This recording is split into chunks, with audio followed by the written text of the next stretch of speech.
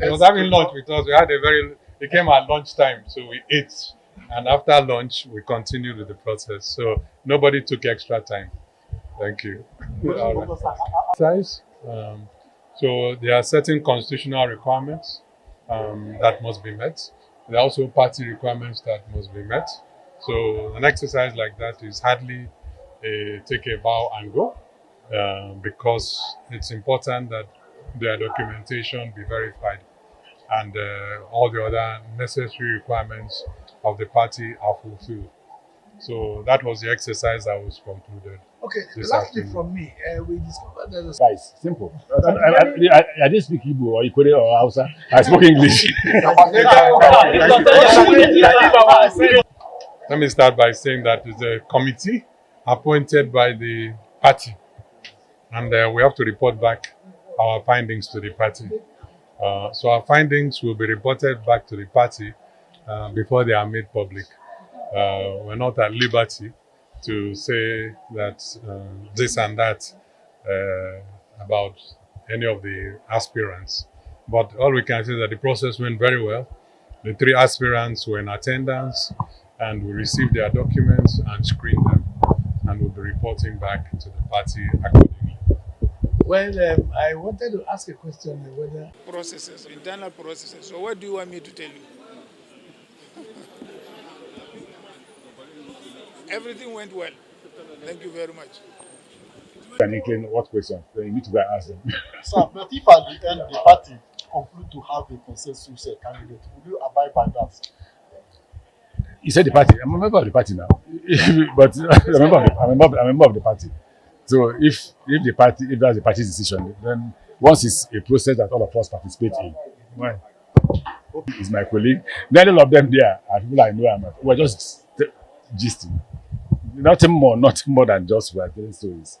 Okay. Sir, please consider. You say that I'm a youth, so what do you have in mind? I'm 60. Right. You're the youngest. You're the youngest aspirant. So I'm 60. So you're asking what they have in mind for us. Right. All of us who are youth. Yes. But it's not what you have in mind for me. What you have in mind for Nigerians, especially the poor Nigerians. Look at education. Nigeria has effectively broken education into 2: for the rich and for the poor. The rich go to private schools. The poor go to public schools. Again, I always say, please make this in a referendum. All of us have been party. We have held one position or the other. Let's go back to what the positions we served and assess us by that. I was governor of Rivers State. I built education to the standard that people were withdrawing their children from private schools to government schools. You can ask. I'm ready to sponsor the people to go to university and ask. We built health infrastructure, employed 400 doctors. When we came, it was just 200 doctors. We had 400 more to make it 600. And then we pursued free health care. Free health care does not mean that you won't pay. I mean, that government won't pay. Doctors were told to see you, assess you, and charge government. At the end of the month, we pay it to the hospital. If it's a government hospital, we pay the money to the government hospital. If it's our primary health care centers, because we have primary health care in every village.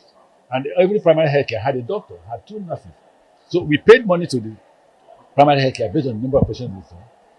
And then they use that money to run the health centers. So assess us by what we have done and reach a conclusion. Well, I'm hearing I'm from north, I'm from south, I'm from east. I'm not from south or east or west. I'm a Nigerian.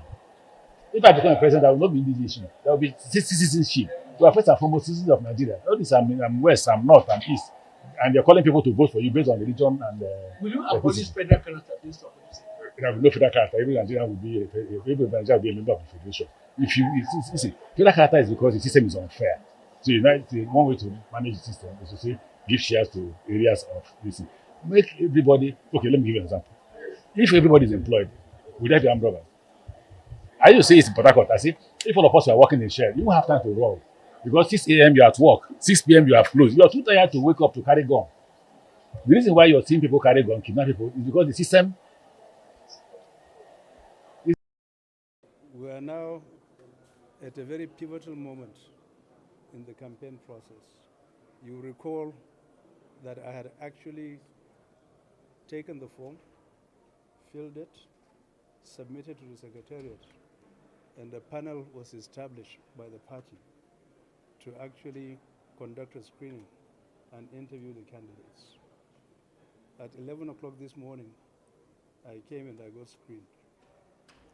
So going forward, we are now going to go through a major momentous event in the sense that we will either undergo a consensus exercise or go into direct primaries within the short period of time that is available. I stand ready, able and willing to go through that process. And if I'm successful in being the nominee, I would like to pledge to the Nigerian people that I will wage a campaign that is disciplined, focused, and geared towards meeting the yearnings and aspirations of Nigerians at a very difficult moment in the nation's history, given problems that relate to insecurity, the high cost of living crisis, massive unemployment, the lack of jobs, lack of power, lack of infrastructure, dilapidated educational and health institutions. One of my first priorities is actually tackle these issues headlong. So I am campaigning on all of these things plus much more. It's perfectly okay as far as I'm concerned. It was a seamless exercise. Loads and loads of documents, if you are familiar with the screening process, were requested from us.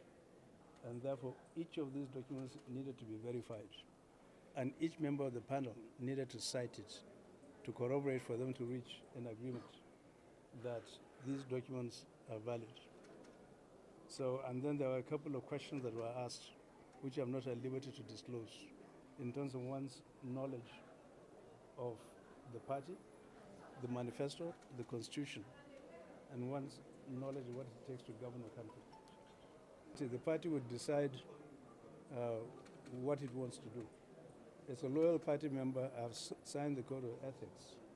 Whatever mode of primaries that the party decides to conduct, I have to abide by it and I subscribe to it. It will be discussed behind closed doors. I'm at no liberty to provide you an answer on that.